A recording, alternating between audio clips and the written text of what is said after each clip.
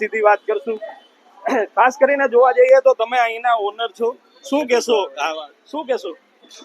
આપણી પાસે પૂરતો માલ છે જ. આપણી પાસે અત્યારે પણ 12,000 લીટર છે અને આવકમાં પણ 20,000 લીટર છે જ.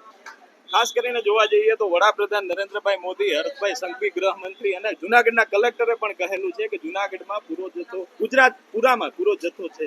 આ છે જ આપણી પાસે available. અને ખાસ કરીને જોવા જઈએ તો કાયમી માટેનો આપણો પૂરો જથ્થો આ મળી છે રહે જ આપણી પાસે મળી જ રહે છે. આ તો ખોટી અફવાના લીધે આટલું ટ્રાફિક થાય છે. અને આમ જોવા જઈએ તો લોકોને તમે શું અપીલ કરશો?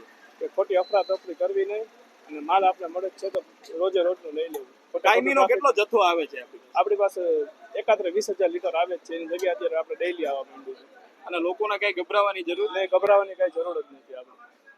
આમ જોવા જઈએ તો લોકો અત્યારે હાલ લાઈન લગાડીને જે બેઠા છે તેને લઈ અને આપણે એ ચિત્રમાં પણ જોઈ શકશું કે હાલ કોઈ પણ જગ્યાએ લાઈન લગાડવાની જરૂર નથી. પેટ્રોલ ડીઝલના જે ઓનરો છે, પેટ્રોલ પંપના માલિકો છે, તે પણ ખાસ કરીને એવું કહી રહ્યા છે કે અમારી પાસે કાયમીનો પૂરો જથ્થો મળી રહે છે.